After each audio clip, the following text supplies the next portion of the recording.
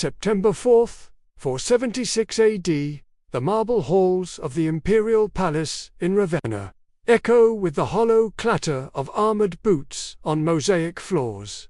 Each step a thunderclap in the stifling summer air. Dust motes dance in the slivers of sunlight piercing the heavy brocade curtains, and the scent of wilting laurel wreaths mingles with the acrid tang of fierce sweat from the clustered courtiers. You can almost taste it, the metallic bite of impending doom. Odoacer, the broad-shouldered chieftain of the Horally, strides forward, his fur-trimmed cloak swirling like a storm cloud. His Germanic warriors flank him, their chainmail glinting dully under the torchlight. Axes and spathe swords slung low at their hips, faces etched with the hard lines of men who have crossed frozen rivers and burned villages to claim this moment. In the center of the throne room, perched on a gilded curule chair that seems too vast for his slight frame, sits Flavius Romulus Augustus, the boy emperor, barely turned 14.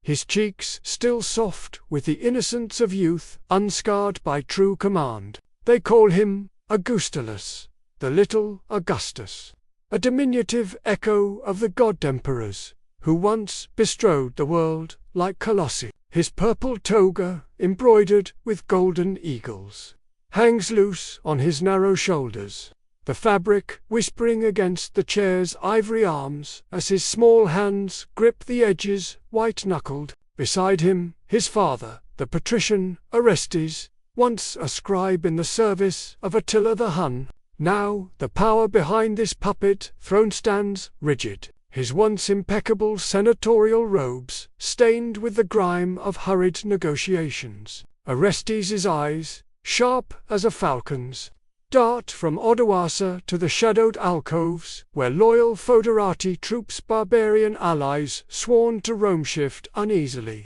their spears tapping against the floor like impatient heartbeats.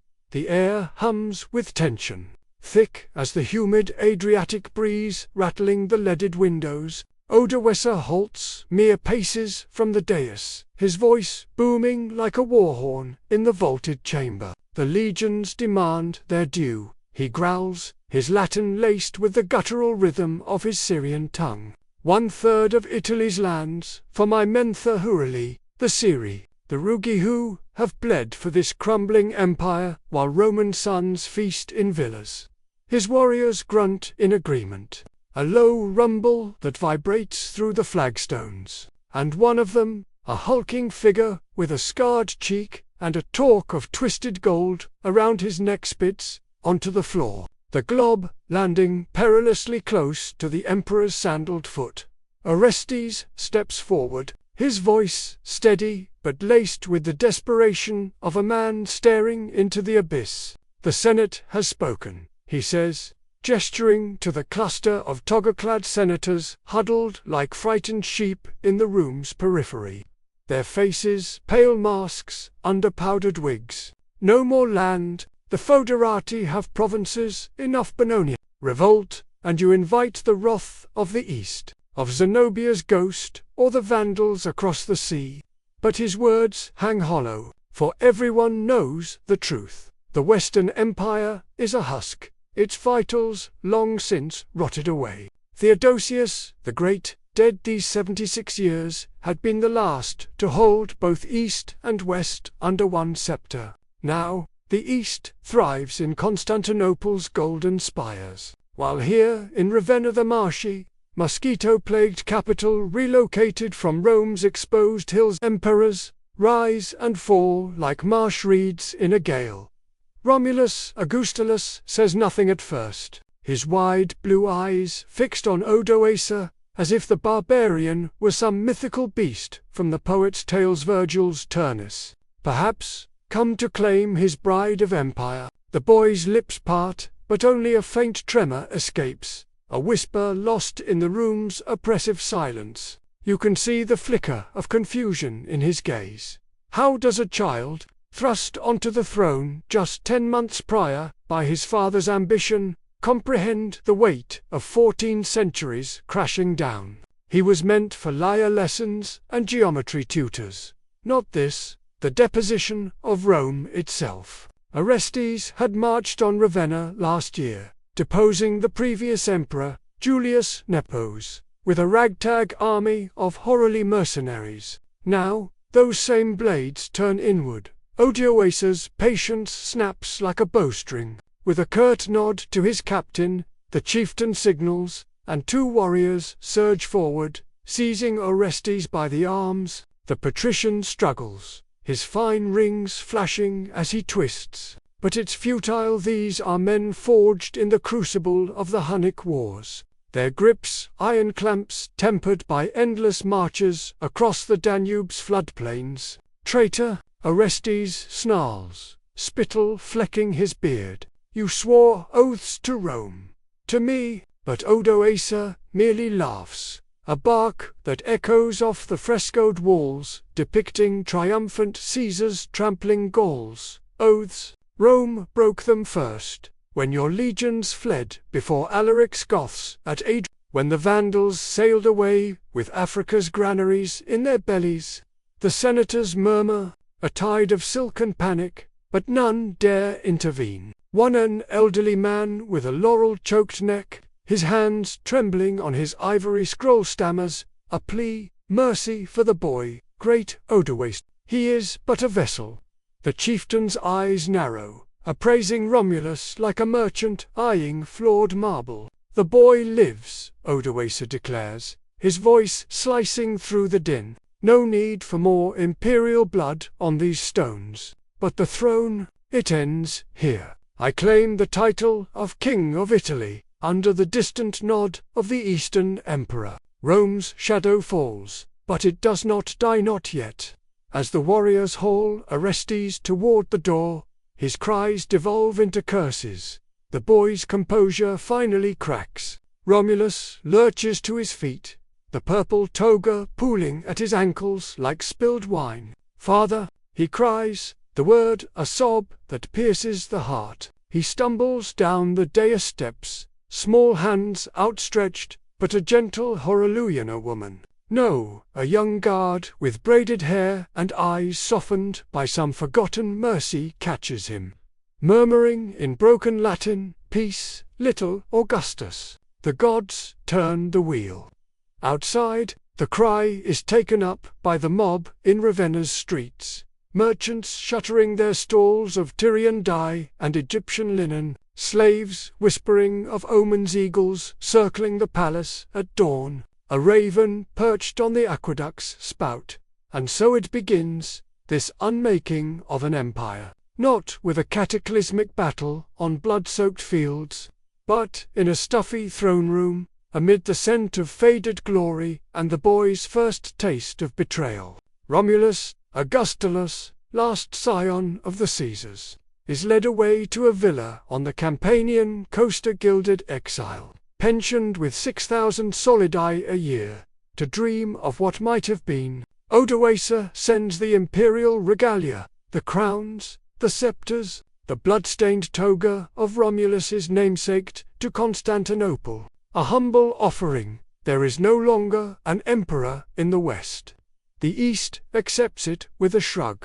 Xenos caught too entangled in Isaurian rebellions to reclaim the ghost, but as the sun dips toward the Adriatic, painting the marshes in hues of bruised purple, the true fall echoes backward through time. For this moment in Ravenna is but the final splintering of an edifice cracked since the days when emperors traded provinces for barbarian swords.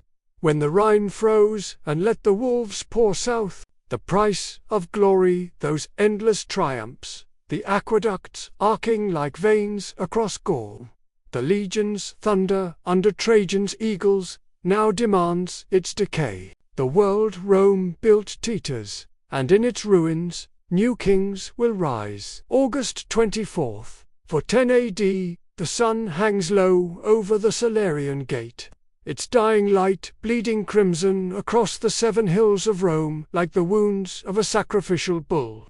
The air shimmers with heat haze rising from the cobblestones of the Via Salaria, thick with the stench of unburied refrigerating fish from the Tiber markets. the sour reek of tanneries where slaves once cured hides for legionary boots. You can hear it before you see it, the distant thunder of hooves on the Appian Way. A low growl swelling into a roar as Alaric's Gothic host crests the horizon, their war cries slicing through the evening like Scythian arrows. Banners of ravenblack, silk snap in the hot wind, emblazoned with the crossed axes of the Visigoths. And the earth trembles under the weight of 30,000 souls warriors, in scale mail hauberks, their long swords drawn and gleaming. Camp followers with babes slung in deerskin slings, wagons groaning under looted Frankish silver from the Rhine campaigns, from the battlements of the Aurelian walls, Honorius Emperor of the West. A pallid youth of 30, ensconced in his porphyry, robes peers through the slits of his helmet, his face a mask of imperial stoicism cracked by the quiver of his lip, flanked by his magistri militum, the grizzled generals Sarus and Olympius. He clutches the hilt of a ceremonial gladius that has never tasted blood, its pummel shaped like the she-wolf suckling Romulus and Remus. The barbarians come as guests. Honorius mutters, his voice a thin thread in the wind, echoing the desperate missives from Alaric's envoys. For months, the Visigoth king has danced this deadly quadrille, first as ally against the usurper Constantine in Gaul, then spurned, his foederati payments withheld like a miser's coin. Alaric, tall and golden-bearded, astride a destrier cup in Tuscana wool, had penned his demands from the Albon Hills gold grain. Safe passage through Illyricum each, refusal a lash that drove him closer to the gates. Now, with the walls' iron clamps rusted and the aqueducts sabotaged by his own advance scouts, Rome lies exposed, her 7 gates yawning like the jaws of Cerberus. Inside the city, panic uncoils like a serpent in the Forum. Romanum, patricians, in stolas of Samite silk, herd their households toward the mausoleums along the Via Appia. Slaves staggering under coffers of aureae stamped with the profiles of long-dead Flavian emperors. You push through the throng, feel the press of sweat-slicked bodies, the wail of children clutching terracotta dolls of Venus Genetrix, the frantic bleat of goats driven into the Colosseum's hypogeum for hiding. A merchant named Flavius, his fingers ink-stained from ledgers of spice, imports from distant Malabar, barters his villa on the Palatine for a mule and a sack of barley. His wife's pearl necklace traded to a Syrian moneylender for a single loaf of leavened bread gone mouldy. In the heat, the Goths will burn it all, he hisses to you, eyes wild under his laurel wreath, as they burned Aquileia, juiced that jewel to ash for a winter's slight. Temples to Jupiter, Optimus Maximus, disgorge their treasures in a silver tide. Tripods of Corinthian bronze, chalices crusted with emeralds from the Nile, all funneled into the Basilica of St. Peter across the Tiber, where Bishop Innocent urges the flock to prayer. His cope embroidered with golden keys that jangle like chains. Night falls like a pall as Alaric's siege engines lumber into position, inched caught with hemp ropes. From Egyptian barges, their bolts fletched with raven feathers, towers of woven osiers, clad in hides soaked in vinegar, to douse Greek fire. Torches flare along the ramparts, casting jittery shadows on the frescoes of Trajan's victories, where marble Dacians writhe eternally under Roman pillar. A Gothic scout, a wiry youth named Gunther with runes tattooed on his forearms, slips through the Porta Pinziana under cover of dusk, his woolen cloak blending with the olive groves. He carries Alaric's final parley, open the gates, or we drink the city's blood. The senators, assembled in the Curia Julia under the gaze of Cicero's stern busts, debate in hushed Latin laced with Greek loanwords. Some advocate ransom, others the ghost of republican virtue. We bought peace with Alaric before, pleads the elderly Praetextatus, his toga edged in purple from his consular days, 4,000 pounds of gold, 30 of silver. Pay again. Let the treasury's vaults bleed, not our veins, but her, ensconced now in Ravenna's safer marshes, has sent word. No quarter, his favourite, the eunuch chamberlain, Olympius, whispers poison in his ear tales of Gothic sorcery, of shamans invoking Wotan with bloodied runes. So the gates hold, bolted with beams of Lebanese cedar hewn in Solomon's time, and the first volley whistles skyward. You huddle in a taberna off the Subura, the air choked with the acrid bite of pitch from the Goths' flaming arrows arcing over the walls like falling stars. One strikes a thatched roof on the Aventine, and flames leap up, devouring insulae of sun-baked brick where plebeians cram 6 to a room. Screams rise a midwife clutching her birthing cord, a baker's boy with flour-dusted curls fleeing the inferno, his tunica ablaze. The fire spreads, greedy tongues licking at the porticus of Livia, where once Octavia's silks hung in shaded alcoves. By the third day, thirst claws at Rome's throat. The Claudian aqueduct, sabotaged at its Nomentan arch, dribbles mud instead of crystalline flow from the Anian springs.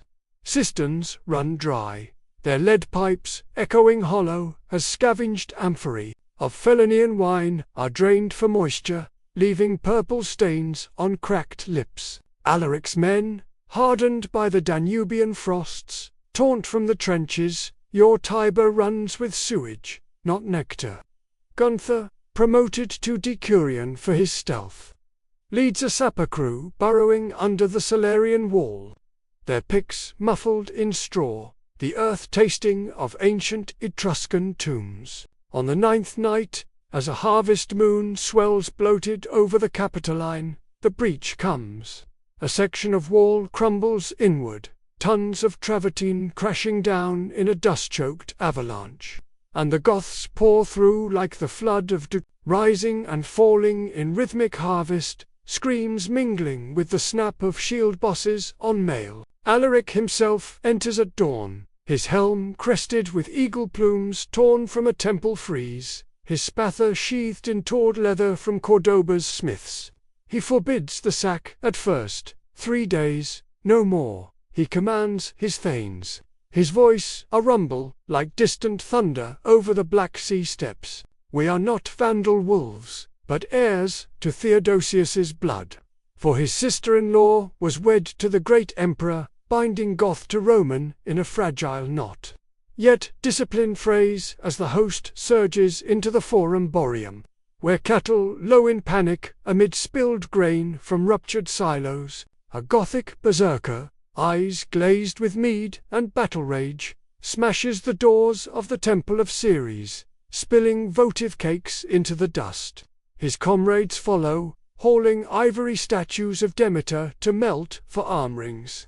You witness it from a shadowed portico, the glint of torque necklaces on looters' throats, the wet crunch of pilum thrusts as urban cohorts, ragged in mismatched larica segmentata, make their doomed stand at the Circus Maximus. Chariots, relics of Nero's games, are overturned, their axles splintering under boot-heels, dot the senators by their lives with a king's ransom 5,000 pounds of gold, 30 of silver, 4,000 silks from the imperial looms of Constantinople, 3,000 pounds of pepper to spice the conqueror's stew. Alaric receives it in the Lateran Basilica, the weight bending the scales on a table of Syrian cedar, his face impassive as a basalt idol. This buys passage, not peace. He tells the trembling delegation, led by the philosopher Synesius in his threadbare your emperor in Ravenna dreams of Ravenna's safety while Rome starves. Honorius, informed by pigeon post, weeps for his favourite fowler chicken, not the city. As the tale would later mock be for mustering a relief from the Po Valley, too late, too feeble. As the Goths withdraw southward, trailing wagons heavy with spoils, the golden menorah from the temple in Jerusalem, captured by Titus and now bound for Alaric's camp in Calabria, the eternal city licks her wounds. Fires smoulder in the Subura's labyrinth, casting ruddy glows on soot-blackened arches where once Virgil recited his Aeneid. Bodies lie in windrows, slaves and senators alike, their blood seeping into the Cloaca Maxima to mingle with the Tiber's flow. Bishop Innocent emerges from his crypt, organizing burial details with deacons in hooded albs, intoning psalms for the The Lord has chastised us, he preaches from the steps of St. Peter's, his voice carrying over the lapping waves, but the gates of hell shall not prevail. Yet, in the taverns, whispers spread like smoke. Is this the end? The first sack since Brennus the Gaul in 390 BC, when Camillus's legions reclaimed the city coin for coin. But now, no Camillus rides from our only decay's slow poison, sown in the 3rd century's Barracks emperors, when the Severans auctioned the throne, and the Illyrian upstarts beat back the Persian tide at the cost of their Roman soul. Rome endures. Her aqueducts will flow again, her forums echo with plebeian shouts. But the breach of 410 is a fissure in the marble glory's price paid in the currency of fear. As barbarian boots tread the paths of Caesar's triumphs, the wheel turns, and what was eternal begins to rust. August 9th, 378 AD. The sun blisters the Thracian hills near Adrian, its glare turning the sweat on Emperor Valence's brow to salt crystals that sting his eyes like accusations from the gods. You choke on the dust cloud rising from the Roman legion's stamped march, a choking pall of ochre that tastes of baked earth and the faint, metallic tang of oiled iron from 20,000 shields locked in testudo formation. Larica segmentata clanks in relentless rhythm, overlapping plates of hammered bronze and leather straps creaking under the weight of muscled Illyrian shoulders as the columns snake through the narrow pass, their hobnailed caligae grinding wild thyme and asphodel into the parched soil. Eagles atop 10-foot signa poles dip and weave in the hot gusts from the Hebramis River, their bronze wings flashing like omens, while centurions bark orders in clipped Latin. Signa form ranks, you sons of whores. The air thrums with the low growl of warhorns cornua, curved like crescent moons, their blasts echoing off the vine-choked ridges where Gothic scouts, lithe figures in wolf-pelt cloaks, melt into the scrub like shadows. Valens, a squat man of 50, his face a map of smallpox scars beneath a gem-encrusted diadem, reigns in his Cappadocian stallion on a low knoll overlooking the plain. His purple paludamentum billows like a bloodied sail, the cloak's gold fringes catching the light as he squints southward, where the Tervingi Goths under Fritigorn huddle in desperate conclave. Flanked by his comes Domesticorum, the Alan cavalry chief, Arinthius Dol and Hawknosed, his scale mail hauberk sewn with Sassanid pearls, looted from Ctesiphon. He grips the reins tighter, veins bulging on his forearms like the Tiber's tributaries. The barbarians flee before us, Valens declares, his voice gravelly from years of Antioch's dry winds, echoing the scouts' reports. Fritigern's host, ragged with famine after crossing the Danube on rafts of lashed pine, begs terms land in Mysia, grain from the imperial silos, in exchange for foederati service against the usurper. But pride burns in Valence's chest, fanned by his nephew Gratian's taunts from the Rhine. Strike now, uncle, and claim the glory of a second Adrianople Trajan's triumph reborn. Below, the legions fan out across the alluvial flats, their pilum shafts glinting like a forest of aspen spears, while auxiliaries Sarmatian cataphracts in lamella barding, their horses draped in scale, curtains of hornwheel to the flanks. You feel the ground shudder as the heavy scutata infantry halts, their great scooter shields overlapping in a wall of bossed willow and rawhide, stamped with the lightning bolts of Jupiter. Trumpets blare the advance doob, uncoiling their brazen throats, and the first ranks step forward. The crunch of gravel underfoot, mingling with the mutter of prayers to the unconquered sun, whose cult binds these frontier troops more than the distant rites of the capital. Valens dismounts, his signet ring engraved with the Chiro monogram of his recent baptism clinking against his sword belt as he confers with the Magister Peditum Trajan, a grizzled Thracian whose face bears the puckered scars of a Parthian arrow. Fritigorn sues for parley. Trajan urges, his voice low, eyes scanning the Gothic lager where oxhide tents cluster like storm clouds around a central fire pit. Atheridus, their envoy, awaits under white banner. Let us bind them with oaths before the spear's thirst. But Valens waves him off. The emperor's paranoia legacy of the 8 years civil war against Procopius, that upstart nephew who nearly toppled the house of Valentinian, blinding him to the trap. Parley is for weaklings, he snaps, mounting again with a grunt, his stirrups of chased silver scraping the horse's flanks. The Goths number scarce 10,000 souls, women and whelps among them. We are Rome 30 legions strong, our contubernia forged in the forges of Mediolanum.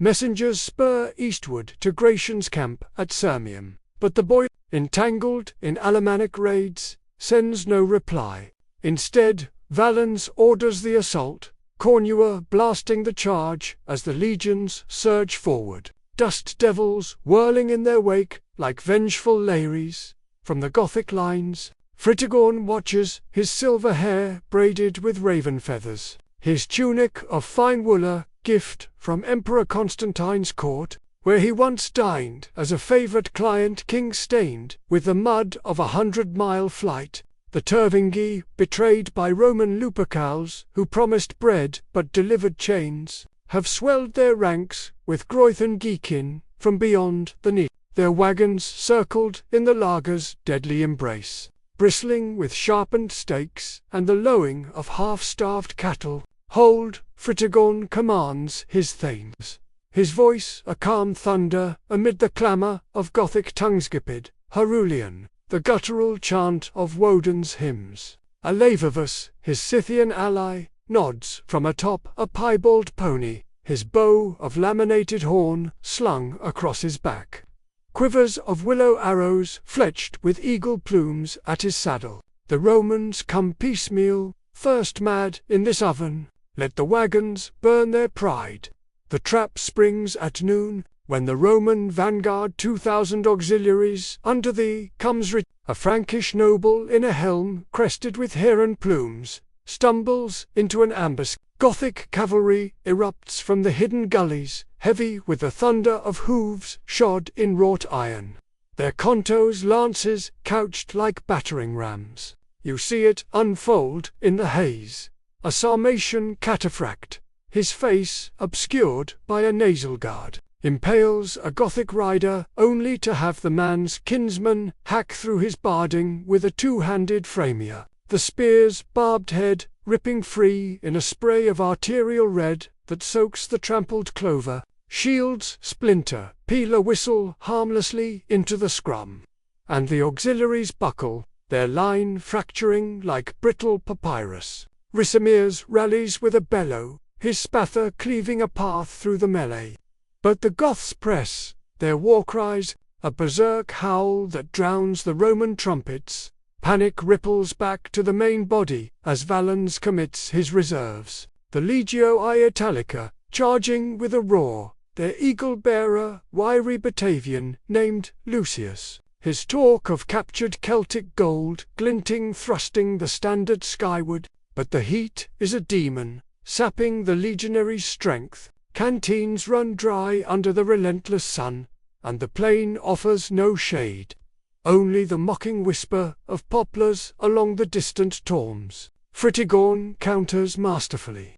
feigning retreat to lure the Romans into the lagers' killing ground, where women loose flights of arrows from the wagon tops, their bowstrings humming like lyres of death. A volley darkens the sky, thousands of shafts, some tipped with the iron of Roman forges traded for amber raining down to punch through mail links and lodge in exposed necks. You duck instinctively as one whistles past, embedding quivering in a cornice's leather baldric, the man slumping with a gurgle, his horn clattering to the dust. By afternoon, the Roman centre shatters. Valens, unhorsed in the crush, fights afoot, his ceremonial dagger its hilt carved with the labours of Hercules flashing in futile arcs as Gothic spearmen close the noose. Arinthius falls nearby, Ephraimia transfixing his throat, his pearls scattering like spilled milk across the blood mud. Trajan hacks his way to the emperor, shield splintered.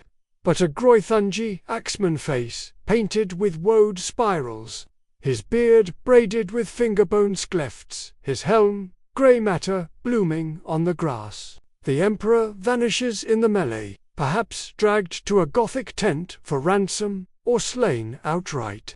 His body trampled into anonymity amid the hecatomb. 20,000 Romans lie dead by dusklegats, tribunes. The flower of the eastern field army their corpses, a carpet of twisted limbs and shattered eagle standards. The air thick with the copper reek of slaughter and the buzz of flies already feasting. Fritigorn escapes into the night, his host laden with spoils, signet rings pried from stiff fingers, silvered parade helmets dented by the imperial diadem perhaps adorning a thane's brow. Word reaches Constantinople at dawn, borne by a sweat-lathered courier on a foundered mare, his dispatch sealed with wax the colour of bile.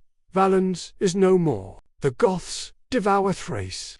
The city reels senators in the hippodrome tearing their himmations. Street orators declaiming the end of days from soapboxes of upturned amphorae. Gratian, horrified, elevates Theodosius, a pious Spaniard, with a villa's ease, masking a soldier's steel to the purple, tasking him with the impossible, rebuild the legions from the dregs of Armenia and Isauria, while the Goths rampage unchecked, their victory a beacon to every tribe, from the Vistula to the Volga. Adrianople's ghosts linger, a wound This field, where once Lysimachus, the Macedonian camped, now mocks Rome's pretensions, the disaster greater than Cannae, where Hannibal's elephants trumpeted triumph, yet Rome rose again on the pyre of her dead. But here, in the 4th century's twilight, the empire's sinews fray, the Danube frontier, once a rampart of castra and Limitanae watchtowers, crumbles under the weight of greed. Roman merchants, fattened on the slave trade, had stripped the Goths bare upon their crossing, charging gold for mouldy wheat, iron for salt-turning refugees into rebels. Valens's hubris, chasing glory to mask the East's enfeeblement by Persian wars and Arian schisms, pays the price, not just lives, but the illusion of invincibility. The wheel grinds backward, from Ravenna's quiet deposition to Rome's sacked gates, to this Thracian charnel where barbarian steel first tasted true Roman despair. Glory decays, one broken legion at a time. December 31st, 406 AD. The Rhine river lies still under a carapace of ice, its grey-black surface groaning like the lament of a dying giant, cracked in places by the subterranean rush of meltwater from upstream Alps. Frost clings to the willows along the Gaulish bank near Moguntia Commodus, mind-sturning their branches to brittle filigree that snaps under the wind's sigh. Carrying the bite of pine resin and the distant tang of wood smoke from legionary castra hearths, you stand on the frost-rimed parapet of the Pons Valentinus bridge, your breath fogging the air like a Sibyl's prophecy. As the midnight watch changes, limiter sentries in fur-lined sogum cloaks stamp their numb feet, their spat hay swords frosting at the hilts, while cornicines blow ragged signals on bone-cold horns to ward off the night's chill demons. The river, guardian of Gaul since Drusus's legions first bridged it for centuries past, has frozen solid for the first time in living memory, portent whispered in the Thermae of Trier, where Augusta Treverum's baths steam with rumours of northern omens, wolves howling at the moon over the black forest, ravens dropping bloodied twigs on altars to Mercury. Across the ice, shadows stir in the torchlit gloom, a tide of humanity surging from the eastern bank, their forms blurred by the flurries whipping off the frozen expanse. Vandal chieftains, Hastingi and Silingi kin, their beards iced like hoarfrost, beards of frost giants from Tacitus's Germania urge their clans forward. Ox carts creaking under bundles of thatched roofs and salted pork from raided Frankish steadings. Godoacer, the grizzled Asting king, his talk of twisted bronze glinting under a bearskin mantle, prods a lame mule with his gnarled staff, his voice a guttural rumble in the Vandal tongue. Cross now, before the Thor claims our bones. Beside him, the Alani horsemen Sarmatian descendants, with high cheekboned faces scarred by ritual cuts, wheel their step ponies across the slick, their composite bows of sinew and horn slung low, quivers rattling with arrows tipped in bone that whisper of Scythian winds from the Don steppes. Swaby warriors follow, their long hair knotted in Suevic fashion, white tunics belted with iron rings looted from Marcomannic graves, Framia spears trailing plumes of driven snow. On the Roman side, the garrison at Moguntia Cumbeli, 1,000 souls, under the ducks, limit, a weathered Aquitanian with a limp from the Persian marshy spears into the night, their ballista winched but unmanned, for the empire's sinews have atrophied. Stilicho, the half-Vandal Magister Militum, who once beat back Alaric at Pollentia with Gothic auxiliaries of his own blood, lies dead these 5 months, beheaded on Honorius's paranoid whim in Ravenna's marshes. His legions, the cream of Italy's field army, garrisoned the Po Valley against Gothic shadows, leaving the Rhine to green recruits and barbarian foederati, whose loyalties fray like hemp rope in brine. Ursus, bundled in a wolf-pelt greatcloak over his rusted larica hammock, mutters curses to his Optio, a Batavian named Decimus with frost-bitten ears. Jupiter's balls, the rivers a road to Hades tonight. Sound the alarm, let the Bucine wail, but the horn's blasts are swallowed by the gale, and the first Vandals reach midstream, their boots crunching the ice like brittle parchment, a child's wail piercing the howl as a crevasse yawns beneath a laden sled.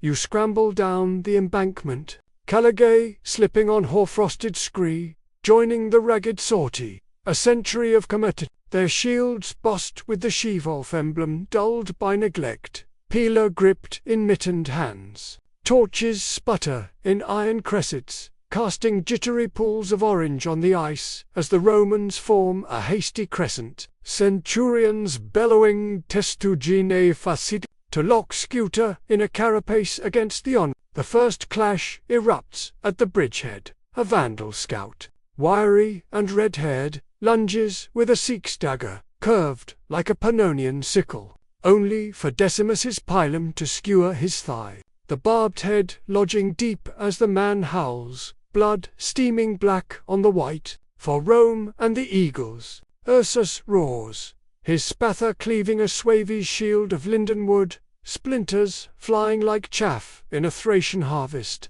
But numbers tell, the horde is a flood, 10,000 strong by dawn's grey light, women herding geese in wicker panniers, elders clutching runic amulets of Thor's, hammer forged in Baltic amber mines. Alan cataphracts charged the flanks, their horses' hooves shattering ice floes into razor shards, that flay exposed shins. Cantos lances couching through mail links to spill Illyrian guts onto the frozen pyre. By first light, the castra at Mogontiacum burns, its timber palisade a bonfire fed by thatched barracks and granary chaff, the acrid reek of pitch and charred oak mingling with the screams of skewered sentries. Godogizel's son, the young Gunderic, claims the commander's tent, rifling a cedar chest for maps of Gauls, Villa Rusticae estates fat with Merovingian wine and olive oil pressed in Massilian vats. Ursus falls at the aqueduct's sluice, Ephraimia transfixing his chest. His last breath a frosted gasp. The barbarians, they come as guests. Irony bites deeper than steel, for these tribes had begged entry months prior. Fleeing Hunnic lashes under Olden's horde, their envoys turned away at Augusta Rorica, with empty promises and mouldy bread. Stilicho's murder unleashed the storm. Honorius, that puling emperor in Ravenna, squanders the treasury on court eunuchs while the frontier bleeds. The Vandals press westward, unopposed. Their trail a scar of razed watchtowers and violated shrines. Jupiter's altar at Bingen toppled, its bronze ram's horns melted for arrowheads. Word races south on frost-cracked roads, borne by a mud-spattered cursor on a lavered palfrey, his satchel of wax tablets shattering the inertia in Trias. There comes Re Militaris Flavis, Itius, barely 20, his Vandal mother lending him the aquiline nose of his faustus at the dispatch, his stylus snapping in his fist. The Rhine is breached. He breathes, the chamber's hypocaust hissing like a serpent as braziers of Thracian pine crackle. Senators in the consistorium gasp, their togas of cone silk trembling. One a portly ex-consul named Petronius, with rings of emeralds from the Gara mansion, Odoacer spring. Gaul is the breadbasket. Without her tithes, Italy starves. Honorius's court will dine on acorns. But action lags. The field armies are shadows, diluted by decades of barracks, emperors, and the great persecutions, purges, where Christian zealots smashed Mithraic altars and drove border troops to desertion. Constantine's dream of a united empire,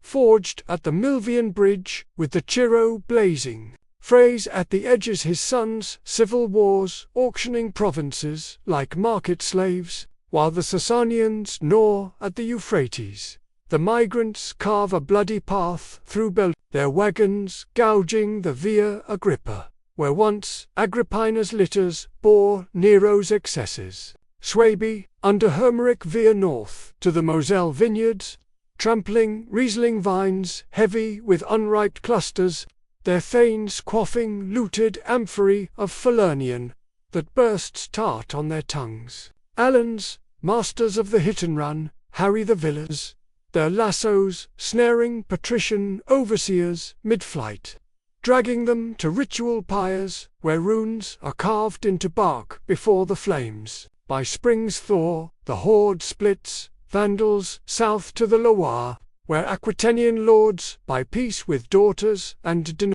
Swaby to Galatia's misty coasts, their long hairs seeding kingdoms in the Duero's vales. The frozen crossing claims no great battle, no Canius but a silent treason the empire's neglect, its legions siphoned to Italian luxuries, while the North's wolves sharpen teeth on Roman complacency. In Trias forums, orators declaim from rostra of Punic marble, their scrolls unrolling tales of Verus's Teutoburg slaughter. But this is decay's subtler blade. Not swords, but ice and ambition. Glory's price, Mount Trajan's, Dacian gold, long squandered on barbarian subsidies.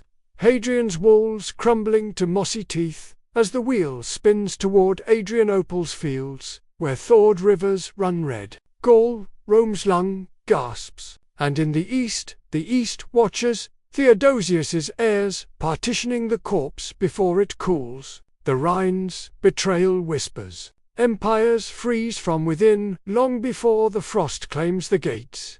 January 17, 395 AD, the frigid gales off the Bosphorus lash the marble quays of Constantinople, whipping the silk banners of the hippodrome into frantic serpents that snap against the leaden sky, their gold fringes frayed like the empire's unraveling hems. Incense smoke from the Hagia Sophia censers curls upward in defiant spirals, heavy with myrrh from Arabian caravans and the bitter undernote of pine resin from the Thracian highlands, mingling with the salty brine of the Golden Horn where triremes creak at anchor, their oars stowed like folded wings. You press through the throng in the mazy's colonnaded avenue, merchants hawking votive lamps etched with the labrum cross, their voices a babel of Greek, Syriac, and the clipped Latin of Illyrian guards toward the imperial palace, where the air grows thick with the hush of impending requiem, braziers of chased bronze gutter in the wind,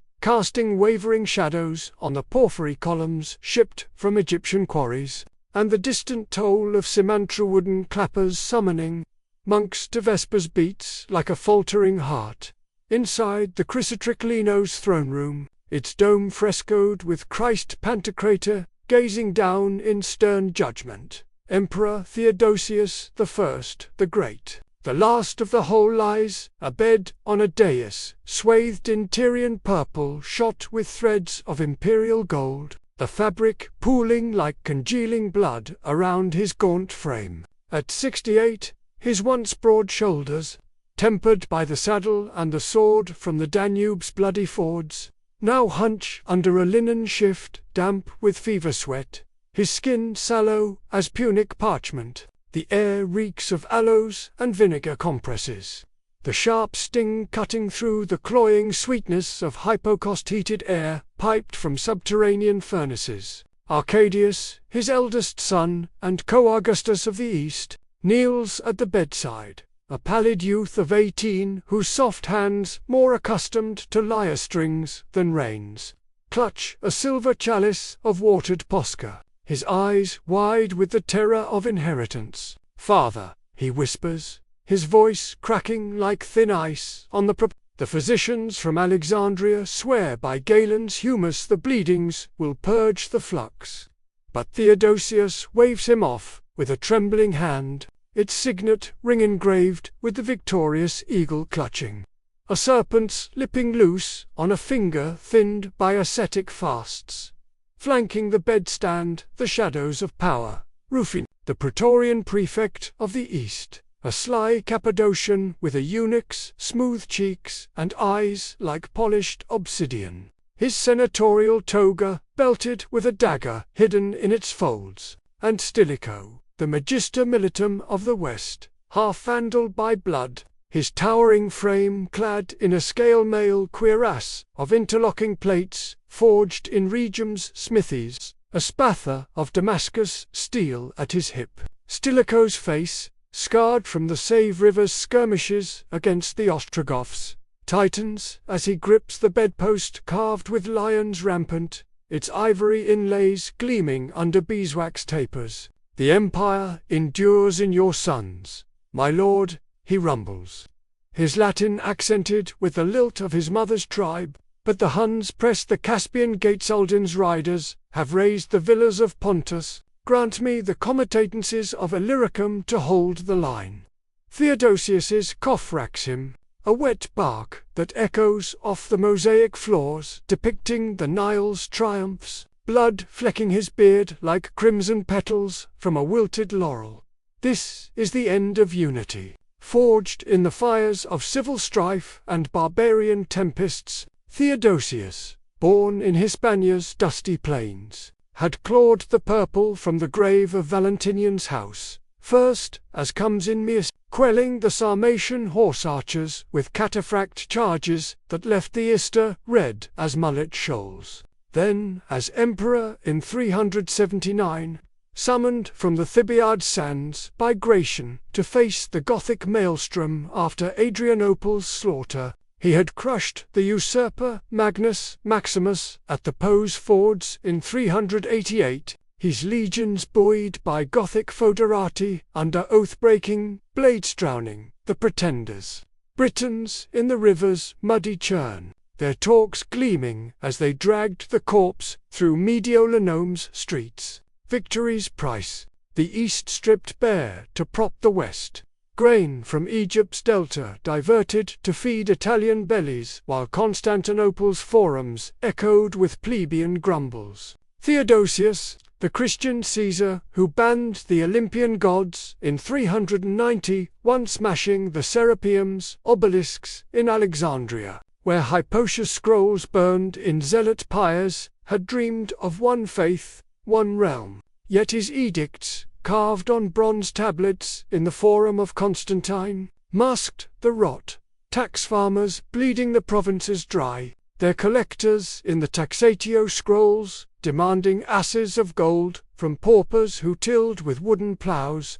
As the emperor's breath labours, visions flicker in his fever-glazed eyes, the ghost of Adrianople, where Valence's ashes mingled with 30,000 dead. The Danube's floods of 382, when he granted the Goths lands in Thrace, not as slaves, but as equals, their wagons rolling unmolested into Roman fields, seeds of tomorrow's revolt. Arcadius Theodosius gasps, seizing his son's wrist with the grip of a dying gladiator. Guard the sacred city, the walls of Theodosius will stand eternal. His voice a rasp like pumice on stone. Protect Honorius, the West's pup. Marry your daughter to him, bind Vandal blood to the eagles.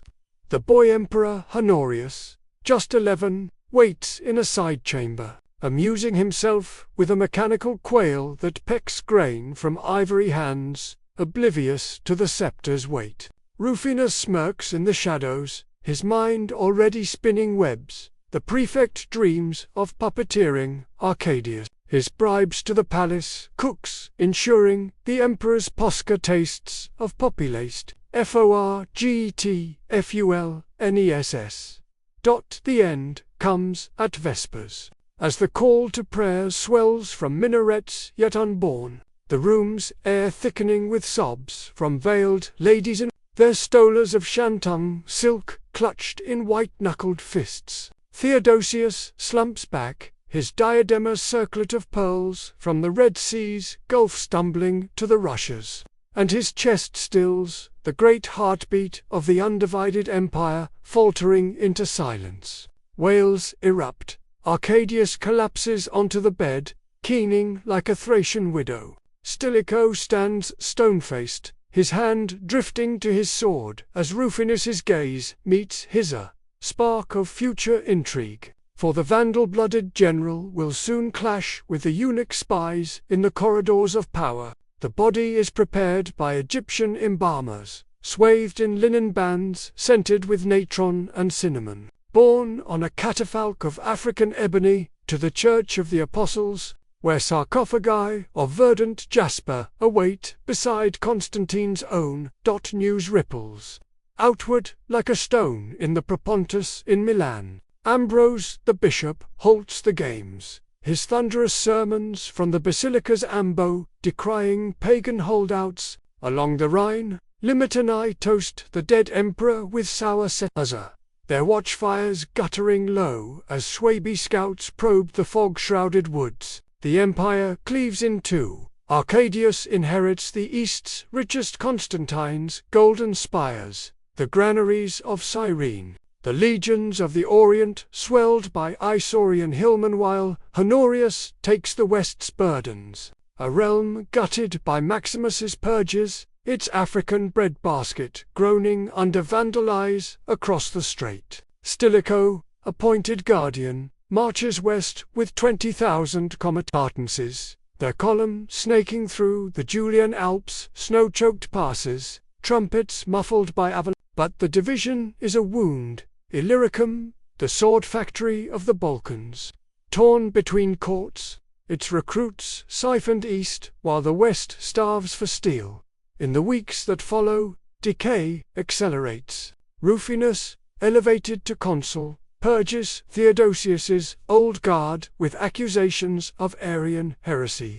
His agents, slippery notaries with ink-stained scrolls dragging senators to the arena's beasts. Ganas, the Gothic magister, eyes the throne with a Phramia, thirsting for purple. In the west, Alaric's Tervingi, once Theodosius's allies, chafe under unpaid stipends, their lagers swelling on the Save's banks. The emperor's dream of Nicene unity, Phrase two monks, riot in the streets of Alexandria, smashing heretical idols while Coptic peasants hoard their Nile barley against tax edicts from amoral collectors. Glory's price, paid in the coin of division. Theodosius's triumphs over Maximus at Aquileia, where the usurper's head rolled under Gallic hooves. Over Eugenius at the Frigidus in 394, where tempests felled 10,000 rebel shields now echo hollow. The eagles have their shadows stretching toward the Rhine's ice and Adrianople's plains, as spring thaws the Bosphorus's ice. Ferrying couriers with edicts of mourning, the wheel creaks backward further. From Milan to Trier, Honorius's regents squabble over scraps, unaware that the frozen river waits, patient as winter's wolves. The last whole emperor fades into marble effigies, his scepter fractured, and in the fracture, decay blooms subtle as rust on aqueduct arches, inexorable as the tide claiming Caesar's ports. The price mounts, glory's bill coming due in parted realms and unspoken betrayals.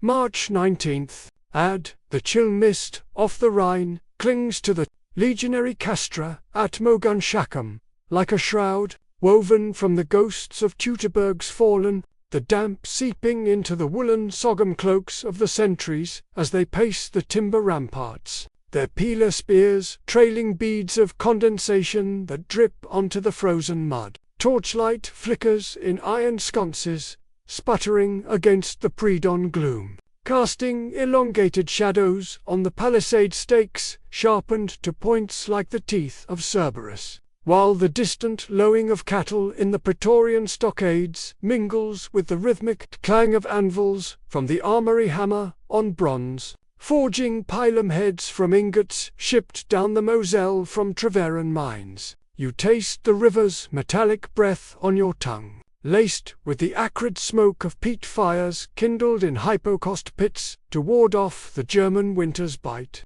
and hear the mutter of Alemannic scouts beyond the limes, their guttural chants drifting on the wind like curses from the primordial forests where Arminius once ambushed.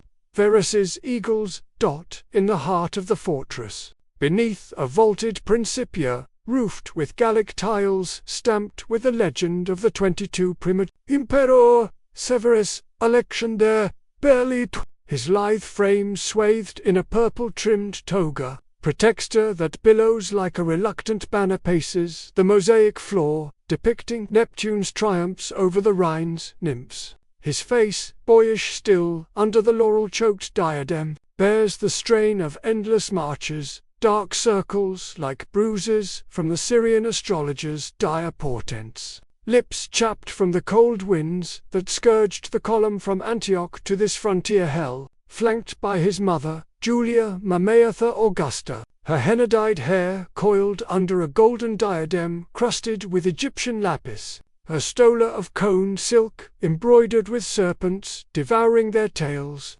Alexander clutches a wax tablet inscribed with the latest dispatches from Rome. Tax yields from the unknowner militaries fallen to half. Mutinies brewing in the Pannonian legions over debased denarii that buy less than a loaf of emmer bread. The Germans probe like wolves at a birthing away. He mutters to his cum sacrorum, the paymaster Ulpian, a stooped jurist whose scrolls of the digest bulge from his satchel like pregnant scrolls. We must parley offer subsidies, not swords. The treasury bleeds from father's Parthian follies. But Julia Mamea's eyes, sharp as the obsidian daggers of her Palmyrene kin, flash with imperial steel. She had engineered this throne for her son after the murder of her nephew Elagabalus in 222, that debauched Syrian priest whose sun-cult orgies scandalized the Senate. His body pitched into the Tiber like offal, weighted with lead from the aqueducts. Under her regency, the empire had teetered. Caracalla's massacre at Alexandria's Serapeum still echoed in Coptic laments.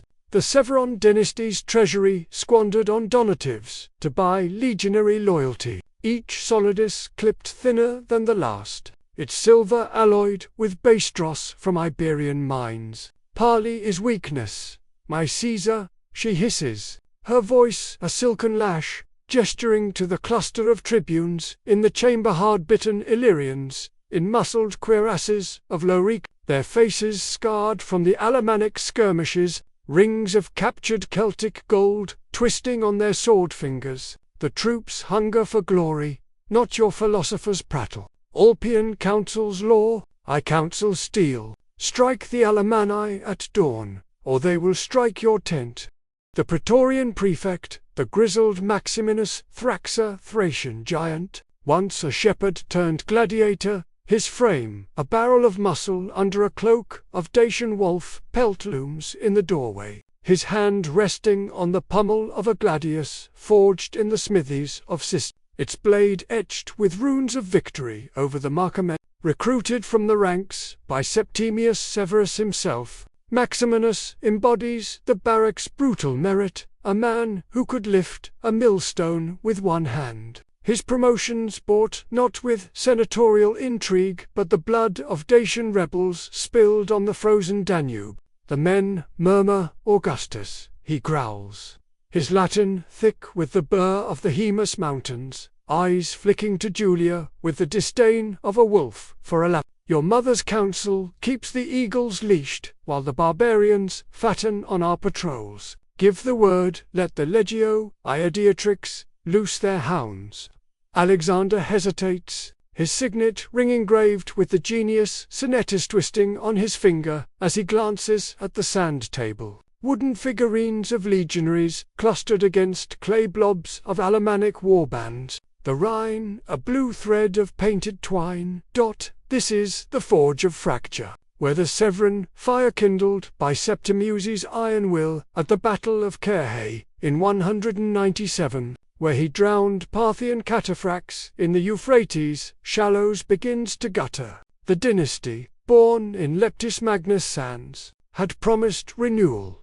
Severus's triple triumph in 203, parading Dacian captives through Rome's Via Sacra under arches of captured gold, the Colosseum roaring as elephants trumpeted over the sands, slick with gladiatorial ichor. But the price mounts endless wars, draining the air. The Praetorian Guard, swollen to a mercenary horde, loyal only to the donatives' gleam. Senators, like Ulpian, reduced to scribes, tallying the empire's debts in the Basilica Julia Mammaea's regency, pious and meddlesome, had purged the court of Elagabalus's excesses, banning the sun gods, phallic stones, from the Palatine, enforcing Christian leanings in the east but alienated the legions, those Illyrian wolves who spat on her Syrian sorcery and craved an emperor of their own rough clay. Dawn breaks grey as the castra stirs, cornicines uncoil their horns, blasting the Diana to rouse the contubernia, where legionaries' goals and Syrians cheek by jowl in 8-man tents gird loricae with leather bolteas belts, their hobnailed caligae thudding on the Via Principalis as they form sentries under rippling vexilla banners. You march with the vanguard, the air humming with the slap of scooter against thighs, the creak of ballistae hauled by mule teams from the artillery park, their torsion springs wound with Spanish hemp. The Alemanni wait in the fog-shrouded meadows beyond the Costra, 1,000 strong under Chenodemarius, their quadrican massed in wedge formations, long swords of pattern-welded iron raised like the spines of angry boars, shields of limewood bossed with boar tusks painted in woad, horns of hammered bronze wail from their lines. a barbaric counterpoint to the Roman tube. The parley collapses in the trampled grass, Alexander's end, bearing olive branches, an amphory of Massilian wine, are hacked down mid, arrows whistling from composite boughs of Scythian yew, to pin tunics to the earth. 2 arms, Maximinus bellows, surging forward on a massive destrier caparisoned, in scale barding. His spather, a silver blur, that beheads an Alemannic champion. The head rolling to lodge against a Roman pilum like a grotesque trophy. The legions charge, pealer volleys darkening the mist in a iron rain that punches through hide shields. Embedding barbed in flesh with wet thuds, you feel the ground quake as the comitatenses collide, swords clashing in a cacophony of sparks and screams, a Batavian auxiliary's gladius, shearing a German's talk. Blood jetting hot across your arm, a Framir spear glancing off your helmet, the impact jarring teeth like a blacksmith's hammer, but the battle sours swift as curdled milk. Julia Mamaea's interference, her screams from the imperial litter, ordering a halt to spare the foe's women, unleashes the Praetorians' fury. Maximinus, spattered in gore, wheels his horse towards the emperor's pavilion, his face a mask of betrayed ambition. The whore-mother rules us still, he roars to his loyalists, a phalanx of Thracian guardsmen breaking ranks to form around him. Their daggers drawn from baldricks of tooled Cordoban leather. Alexander, swordless in his tent, clutches a copy of the Alexander Romance's namesakes, Tales of Persian Conquests, as the flap bursts open. Ulpian rushes forward, his toga flapping like a wounded bird, only for a Praetorian's blade to gut him, entrails spilling onto the Persian rugs like uncoiling scrolls. The emperor stumbles back, his cry cut short by Maximinus's thruster pummel strike to the jaw. Then the cold kiss of steel through the throat, purple toga blooming crimson as he slumps, eyes staring sightless at the tent's apex, where a painted eagle clutches THUNDERBOLTS.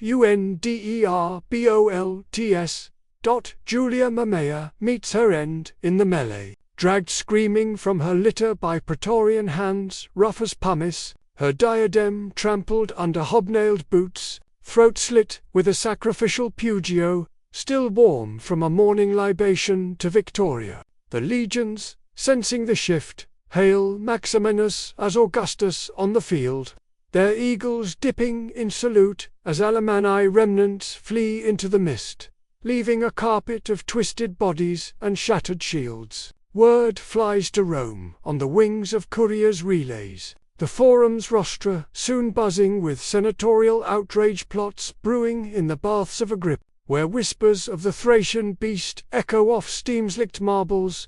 Maximinus marches south, his donative of 5,000 sesterces per man, buying silence. But the fracture spreads. In the east, the legions of Syria acclaim their own. In Africa, the tax farmers revolt, their villas burning under plebeian torches. This murder at Mogun Shakam ignites the century's Pyrrhi, the crisis. 50 years of anarchy where emperors rise on shields only to fall on swords. The empire splintering into Gallic and Palmyrene break. The Goths and Franks gnawing the limes like rats on a corpse. Severus Alexander's dream of a philosopher, tutored by the jurists of Beirut, dies a-borning. Glory's price exacted in the Barracks' shadow. Septimius's conquests, from Ctesiphon's ziggurats to Caledonia's crags, overextended the sinews. The legions no longer Rome's sons, but a mercenary hydra devouring its masters. The wheel grinds coarser, from fractured scepters to icy rivers, each turn etching deeper the Deca marble veined with cracks. Aqueducts choked with silt, the eternal city's light, dimming under barbarian clouds yet to come. December 31st, 192. Add the eternal clamor of Rome's Subura, fades to a muffled roar beyond the gilded bars of the Palatine's imperial apartments, where the air hangs heavy with the musk of civet oil from Arabian pomanders, and the cloying sweetness of garlands, wilted under the hypocost's relentless warmth. Braziers of chaste Corinthian bronze hiss with lumps of Egyptian charcoal, their flames dancing shadows across frescoes of Hercules' club, raised in triumph over the Nemean lion, while the distant revelry of the Saturnalia spills from the Circus Maximus, the crack of whips on charioteers' backs, the roar of plebeian throats baying for the Green's victory, the metallic tang of blood from the Venatians, where Numidian hunters loose retiari nets on snarling leopards imported from the Atlas wilds. You lean against a porphyry column veined like frozen lightning, the cool marble seeping through your as the double doors of African cedar groan open, admitting a gust of night air laced with the forum's incense sacrifices to Janus for the new year, their smoke curling skyward like unanswered prayers. Inside the triclinium, Imperor Lucius Aurelius, Commodus, son of the philosopher, 31 and bloated with the poisons of excess, lounges on a lectus supremus draped in Tyrian purple shot with threads of Bactrian gold, his massive frame spilling over the edges like dough from an overfilled trough, his once noble features, inherited from Marcus Aurelius's stoic brow, are slackened by debauchery. Cheeks flushed with Falernian wine from amphorae stamped with the mark of Caesar's estates, lips stained purple as he gnaws a cluster of Syracusan grapes, juice dribbling onto his tunic of samite silk embroidered with Herculean labor's 12 feats, he claims as his own. The club of the demigod tattooed in indigo across his sweat-slicked chest. More, he slurs to the Nubian slave at his feet, a lithe boy named Memnon, whose kohl-rimmed eyes dart fearfully as he refills the Reitner horn cup carved from a Marcomannic chieftain's drinking vessel, its rim crusted with emeralds looted from the Danube campaigns. Around him sprawl his concubines, a harem of Syrian dancers in gossamer veils that whisper against the tesserae floors, their henna'd fingers tracing lazy patterns on his thighs, while a Thracian gladiator scarred from the Colosseum's sands, his retiarius net coiled like a serpent at his belt kneels nearby, murmuring flattery in broken Latin. Hercules, remain, your arm felled 5 beasts at dawn's games. The crowd hails you divine, but the revel masks a rot deeper than the Subura's sewers. Marcus Aurelius, that stoic sentinel who penned his meditations amid the freezing tents of Canopus, had died on the frontier 2 years prior, his last breath a whisper against the Pannonian winds. Entrust the boy to the care of the Republic.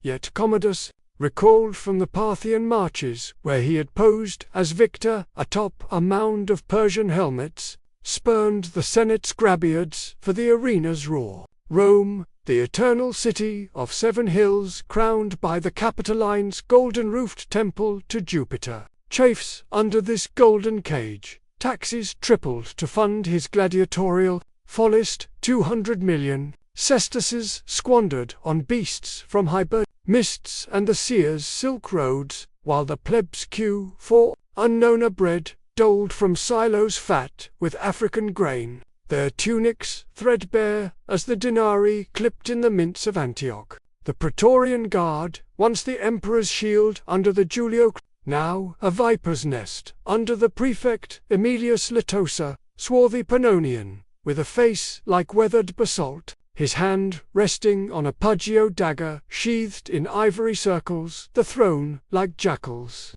Scenting weakness, you slip into the chamber as one of the imperial scribes, your wax stylus tucked in your belt beside a scroll of Virgil's Georgics, for the empire's fields lie fallow under locust plagues, unchecked by Commodus's neglect. The emperor's eyes, bloodshot and wild, fix on you with a predator's gleam. Poet, recite the labors, tell them how I strangled the lion with bare hands, as the gods intended.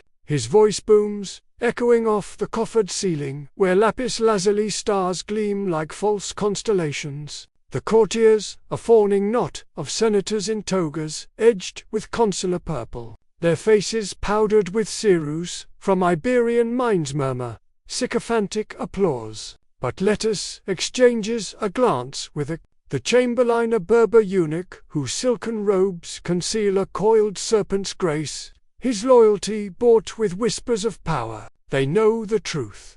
Commodus's victories are staged farces, scripted by trainers in the Ludus Magnus, where retieri nets ensnare drugged beasts, while the Emperor's club falls on dummies stuffed with wool. The real wars fester. On the Rhine, Alemanni warbands torch Castra watchtowers, their Framia spears drinking the blood of Limitanai, whose pay arrives in debased coin. In Mesopotamia, Vologases the Fifth's horsemen harry the Euphrates trade routes, cutting the flow of myrrh and pepper that once filled the Forum Boreum's stalls.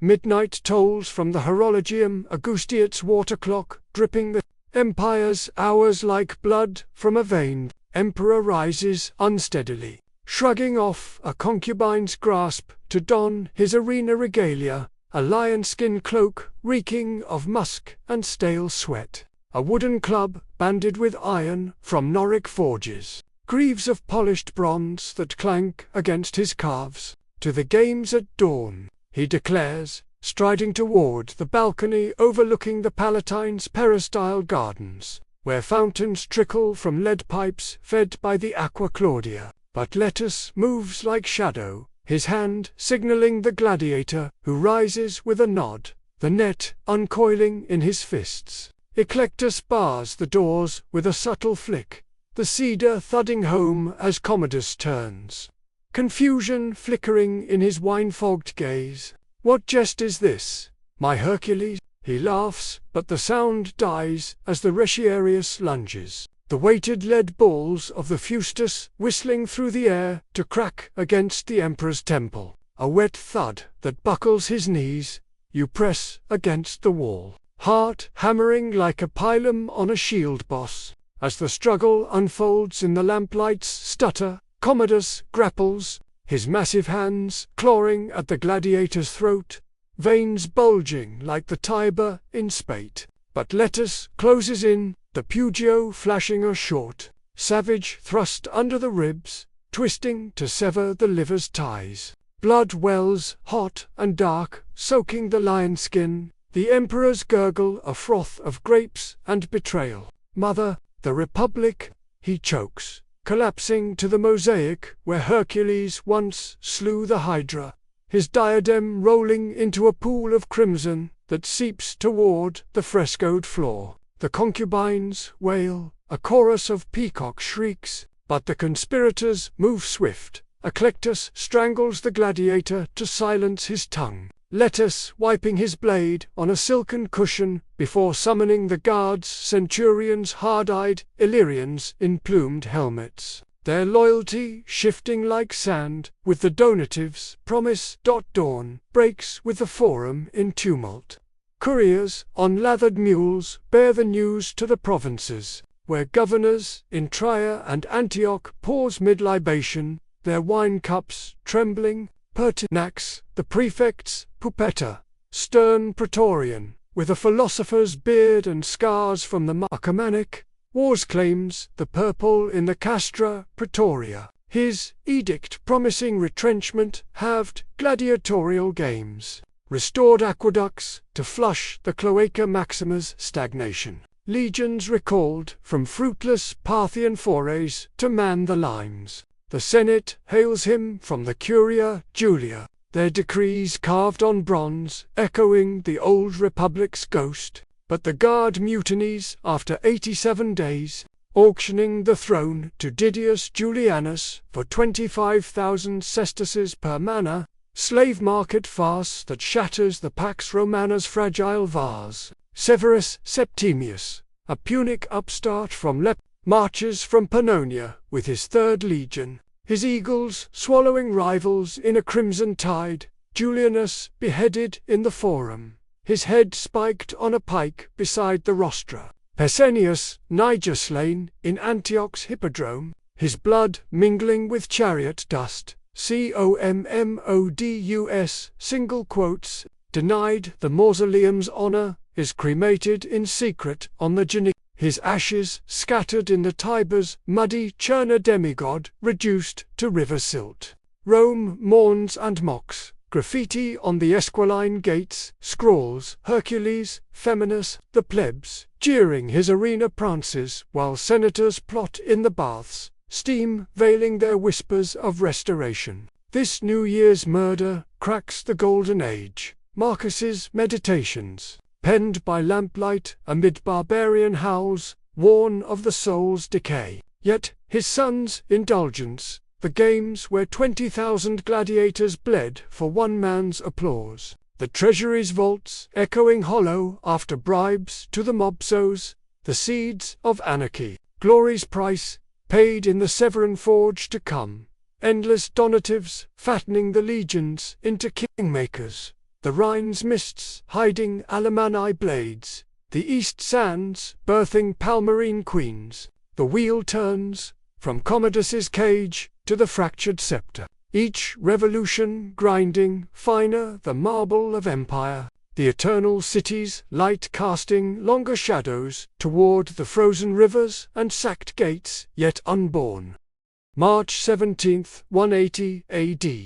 The wind howls across the frozen ramparts of Bona Carnuntum's legionary fortress on the Danube's savage curve like the wail of Lares forsaken, carrying the bite of pine sap from the Norican Alps and the faint, sickly reek of camp latrines clogged with the awful of 20,000 souls. Snow dusts the timber battlements like ash from a funeral pyre, settling on the fur-trimmed sogum cloaks of the Pannonian their pilum spears leaning against merlons carved with crude graffiti, Roma Invicta, scratched beside a faded sketch of Mithras slaying the bull, its blood frozen in ochre pigment. You huddle in the Principia's portico, breath pluming in the torchlit gloom, the air thick with the clamour of the evening watch-corn, scenes blasting reveille on curved horns of Punic bronze, their notes fracturing against the ice-fettered river where Marcomannic rafts bob like drowned corpses, their crew-tattooed quadi warriors in otterskin, tunics watching the Roman fires with eyes like polished jet. The Danube, that coiled serpent Caesar once bridged with pontoons of Iberian oak, grinds flows against the pilings of the Castra Bridge, a grinding dirge that echoes the empire's weary bones. Deep within the command tenter, vast pavilion of waxed linen stretched over Thracian poles, its interior warmed by hypercaust vents fed with birch logs from the Bohemian wilds. Emperor Marcus Aurelius Antoninus, the Philosopher-King, endures his final vigil. At 58, his frame, once wiry from the palestra's grapples and the hunt's long stalksers, withered to a husk under the Antonine plague's merciless grip, his skin parchment yellow, veined like the marble reliefs of his adoptive father, Hadrian's mausoleum. He reclines on a camp cot draped in a threadbare purple paludum, the cloak's gold clasps dulled by frontier grime, a half-read scroll of Epictetus's discourses unrolling from his lap onto the bearskin rug, its wax notes in his spidery Greek. What is not mine? Fame, power, even this flesh. The air chokes with the tang of vinegar, compresses, and laudanum from pergamene vials, administered by his Greek physician, Galen-bearded and grave, in a himation of undyed wool. His hands steady as he adjusts the poultice on the emperor's fevered brow, murmuring, the humour's rage, Caesar, but stoic fire tempers the flood. Flanking the cot stand the shadows of succession.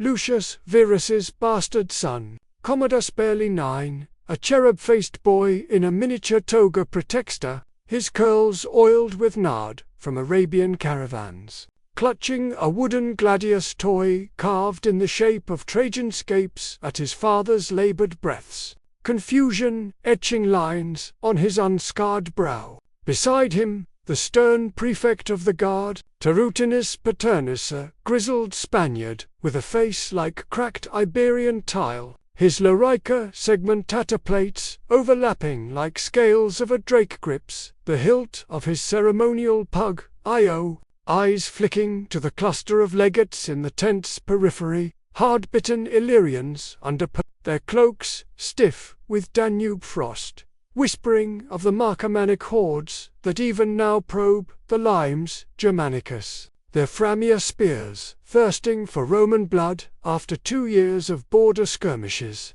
The boy must be hardened, Paternus mutters to the emperor's amanuensis, a Syrian slave named Fronto, whose stylus hovers over a wax tablet, capturing Marcus's last edicts. Verus's whelp plays at swords, while the Quadi burn our outposts. Sigistica fell last moon, its granaries ash. Marcus stirs, his voice a rasp like pumice on papyrus, eyes faded blue, shadowed by the weight of 12 books penned in Sirmium's mud-fixing on Commodus, with a gaze that pierces like the eagle's talon on his signet ring. "Come, Lucius Aelius," he croaks, extending a hand skeletal as a beggar's, veins like blue rivers on a map of Dacia. The boy approaches, small sandals whispering on the rug, and Marcus draws him close, the scent of his fever mingling with the child's milk-sweet breath. "Remember, the Republic's shade senators as fathers, not slaves. The purple is a yoke, not a crown. Bear it with reason, not rage." But Commodus squirms, his eyes straying to the ivory diptych on the camp table, depicting gladiatorial bouts from the Colosseum's sans rituarii, tangling with secutors under the Flavians, archers, whispering, "Will I fight the barbarians, father, like you at the Aquileian ford?" Marcus's laugh is a cough, flecked with blood on a linen cloth, as memories flood. The plague's shadow since 166, when Parthian captives brought the pestilence from Ctesiphon's bazaar. It boils and coughs, claiming a third of the legions, turning the Via Appia to a charnel road where pyres smoked ceaselessly under Antonine skies. This is the Vigil's crux, where the stoic flame gutters against the gale of decay. Marcus, adopted into the Antonine line by Hadrian's decree from Baia's sunlit villa, had ruled with a philosopher's quill and a soldier's steel. Recalled from Athens's groves to crush the Parthian revolt in 161, his legions under Avidius Cassius storming Seleucia's walls, their catapults hurling naphtha jars that bloomed fire over the Tigris like vengeful suns. Victory's triumph in Rome, captives in golden chains parading the Via, the temple of Jupiter Capitolinus redolent with myrrh-masked the cost, the plague's scythe reaping the empire's youth. From the Nile's floodplains where Coptic fellaheen hoarded their barley against tax edicts, to the Rhine's castra where auxiliaries deserted for Germanic kin, their talks traded for Roman pila. The Marcomannic wars, kindled by Marcus's own forays into Bohemia, where he scripted his meditations by lamplight amid the howls of Io's age's horse archers, drained the Arium, donatives of 5 aurei per man, aqueducts in Gaul, crumbling, unfixed, while the emperor's legions wintered in mud huts, their shields bossed with the she-wolf, now pitted by quadrieros. Galen interjects softly, his scalpel gleaming steel from Toledo's forges laid aside on a silver tray. "Rest, my lord, the stars align, ill, Saturn devours his children." But Marcus waves him off, dictating to Fronto, to the Senatent, the auctions of offices. "Let merit, not gold, forge the prefects." To the east, recalled Cassius's eagles from Emesa, the usurper's ghost lingers. Whispers ripple among the legates of Avidius Cassius, that Syrian lion, who proclaimed himself Augustus in 175, only to fall on his sword after Marcus's clemency, marches revolt, a scar on the purple, born of distance and disdain for the philosopher's Greek follies. Commodus, oblivious, tugs at his father's cloak.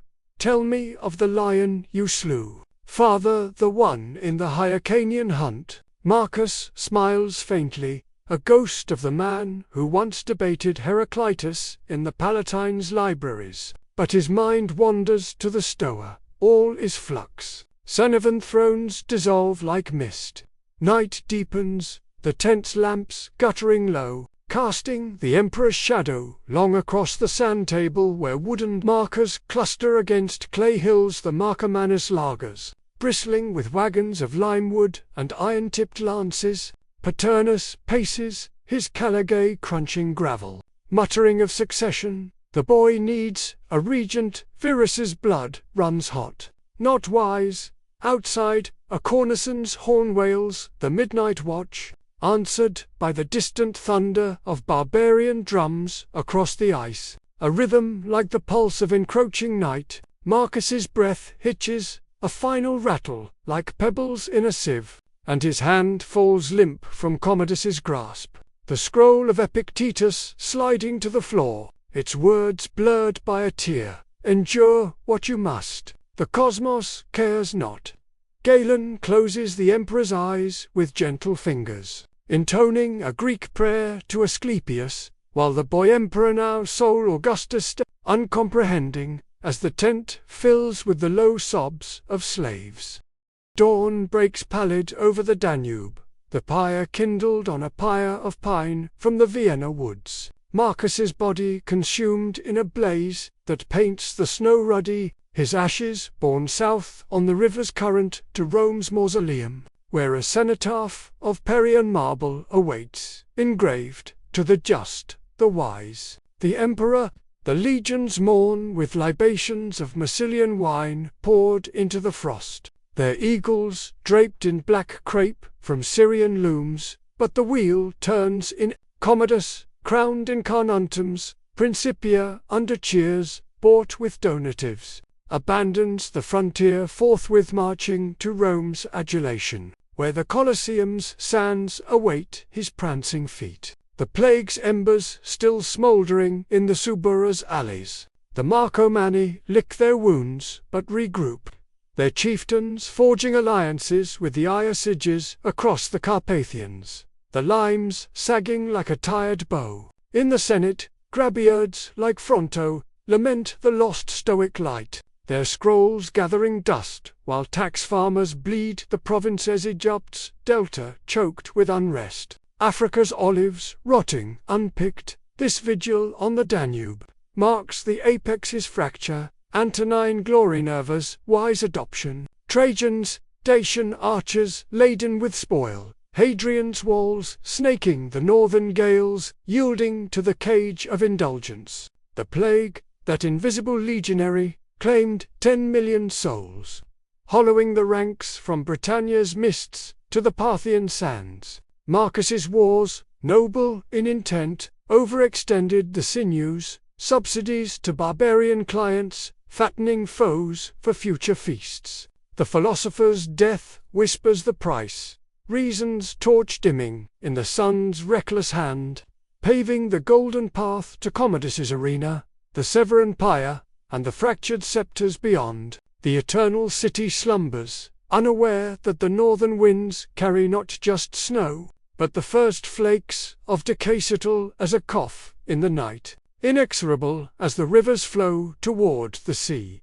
July 25, 106 AD, the summer sun scorches the Transylvanian heights above Sami's, its relentless blaze turning the air to a shimmering veil that warps the jagged peaks of the Carpathians like mirages over the Sahara's dunes. Dust devils whirl across the plateau's rocky expanse, kicking up the acrid tang of smoldering pine resin from the siege lines, where Roman ballistae massive torsion engines of twisted sinew and oak beams hauled over the iron gates, gorgeous grown under the strain of winched arms. their bolts, fletched with raven feathers, whistling toward the Dacian citadel's timber walls. You choke on the pall of smoke rising from the pyres below, where Decebulus's warriors fierce, hillmen, in scale-mill hauberks forged from Carpathian iron, their dragon-headed standards coiling in the heat hurl javelica spears in defiant arcs,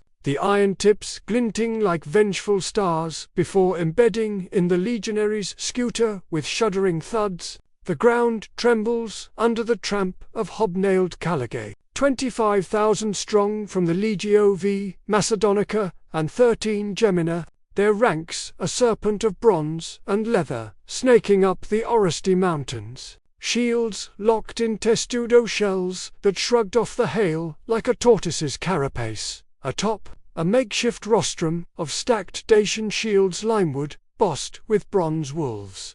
Pride from the hands of yesterday's dead emperor, Trajan, the Optimus Princeps, surveys the assault with the unblinking gaze of a falcon midst 52 and battle-hardened, his compact frame sheathed in a muscled larica segmentata, chased with gold laurels from Antioch's mints, stands unyielding against the gale, his purple paludamentum snapping like a banner of conquest. Sweat beads his brow, carving rivulets through the dust of a 1,000-mile march from Rome's marble splendor, but his voice cuts the din like a gladius through silk. For the Senate and people of Romos, the fire, flanked by his Comes Orbis Terrarum, the engineer Apollodorus of Damascus lean and hawk-nosed, his tunica stained with lime mortar from the Danube bridge. Trajan grips the hilt of his sword, a blade of Toledo steel, etched with the chival's profile, as cornicines blast the charge, their curved horns uncoiling brazen thunder that echoes off the granite crags. The breach comes at midday, when sappers slaves from Cappadocia's quarries, their picks muffled in straw to evade the Dacian falc's scythes collapse, a section of the Murus Dacic, that cunning wall of interlocked stone and timber rising sheer as Troy's ramparts. The legions surge, Pila volleys darkening the sky in an iron storm that punches through wicker gates, splintering them like dry reeds. You charge with the vanguard, the press of bodies, a sweat-slicked crush. The air rent by screams, a Dacian noble, his mustache braided with gold torques, swinging a double-headed falx that shears a centurion's helmet clean, grey matter blooming on the scree. A Syrian auxiliary, bow drawn to his ear, loosing a Parthian shot that fells 3 Romans in a feathered line. Decebulus's fortress, sacred heart of the wolf god, yields in gouts of flame. Greek fire from siphons of Byzantine bronze belches forth, igniting thatch roofs and granaries stuffed with Thracian barley, the blaze roaring skyward in a pillar of black smoke that chokes the sun. Turning day to dusk, Trajan enters the Acropolis at the van, his caligae crunching charred timbers, torchlight from wall-mounted cressets casting his shadow, long across frescoes of Dacian hunts, stags with antlers like Trajan's column spirals, now peeling in the heat. Decebalus, the last free king, confronts him in the throne holler. Cavernous timber vault hung with wolf pelts and tapestries of Scythian weave depicting the 87 BC repulse of Roman legions under Cornelius Sulla. Tall and iron-bearded, his eyes burning with the fire of 1,000 raids on Misia's villas, Decebalus stands unbowed, his Sicca dagger drawn. A delegation of tattooed priests in burcloaks murmuring invocations to the underworld. Your eagles drink our blood, Roman, he growls in broken Greek, the lingua franca of Black Sea traders, but Zalmoxis claims the souls your gold will rust in our graves. Trajan's reply is measured, his Latin translated by a Thracian interpreter whose voice quavers, surrender the treasures, the crown, the strongholds from the Tissa to the Serae, join the Foederati, or Samizagatis becomes your tomb. But pride is a sharper blade. Decebalus lunges, only for Apollodorus's hidden Pugio to flash. the king's throat opening in a crimson fan that sprays the throne's ebony arms. The sack unfolds in the citadel's bowels. Legionary, eyes wild with the berserker's thirst, haul forth the hoard gold statues of his form twisted in eternal dance, weighing tons from the Oresti mines. Dacian falses melted for Roman ingots, their edges still nicked from cleaving Gallic shields. You witness the grim harvest. Slaves chaining noble women, whose talks of river gold clink like manacles. Their wails mingling with the crackle of burning scrolls. Dacian chronicles penned in Getic runes. Now, ash on the wind, Trajan halts the worst. His edict barked to the tribunes, no rape, no torch to the temples, these are our new provincials. Yet blood soaks the flagstones. A river that seeps toward hidden catacombs where Decebalus's kin swallow poison from silver phials, their bodies crumpling amid votive altars crusted with amber from Baltic shores. By nightfall, the head of the kings, veered by Trajan's own hand, a reluctant mercy, is pickled in brine from Massilian vats, destined for Rome's rostra as proof of the Dacian wolf's fall.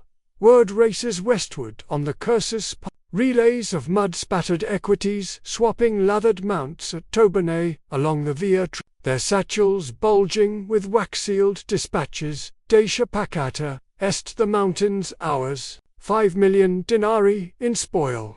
In Rome, the forum erupts in libations, senators toasting with Falernian from Opimian cellars, the plebs chanting Potapatri from the steps of the Basilica Alpia, where Trajan's new forum gleams with Parian marble shipped from Paris's quarries. The triumph of 107 will eclipse all elephants from Numidia trumpeting through the triumphal gate. Captives in golden chains. Dacian smiths whose forges birthed the world's purest gold paraded past the Circus Maximus, where 20,000 spectators crammed the tiers, their stolas fluttering like imperial banners. Trajan's column, that spiraling frieze of 155 scenes, etched on 100-foot travertine drums, will immortalize the war.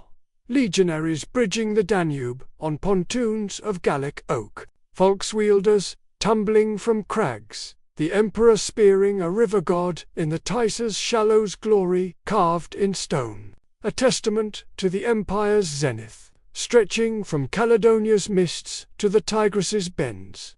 Yet, in the pyre's afterglow, as eagles wheel over the smouldering heights, the price glimmers like fool's gold. The conquest overextends, 30 legions committed, their comitatences stripped from the Rhine and Euphrates, leaving limes vulnerable to Alemannic probes and Parthian whispers. Dacius mines yield riches, 165 tons of gold, 330 of silver, but the cost mounts 20,000 Roman dead, their pyres smoking along the Siret's banks. Families in Italia keening over empty tesserae hospital. Trajan's engineers, Apollodorus among them, drain the province's rivers for alluvial gold, flooding sacred groves and salting the earth, while foederati, Dacians chafing under Latin overseers plot in mountain holds, their runes scratched on cave walls, vowing revenge.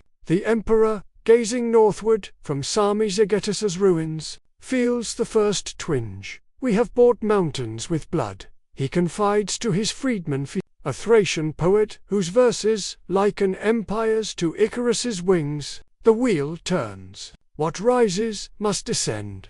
This pyre on the Carpathians marks the apogee's shadow. Nerva's wise adoption passing the purple to a soldier's steel. Trajan's bridges spanning not just rivers but the world's girth, from Chersonesus' Tauricus ports to the seer's silk caravans. Glory's bill arrives, subtly overstretched legions, debased coinage to pay the donatives, the Antonine plagues, precursors in Parthian dust. From here, the narrative arcs to the philosopher's vigil on frozen Danubes, the golden cage of arena sands, The fractured forges of barracks, emperors, the eternal city's columns rise higher, but the foundations crack, veins of decay threading the marble. The price of conquest paid in the slow rust of aqueducts, and the whisper of barbarian winds yet to howl.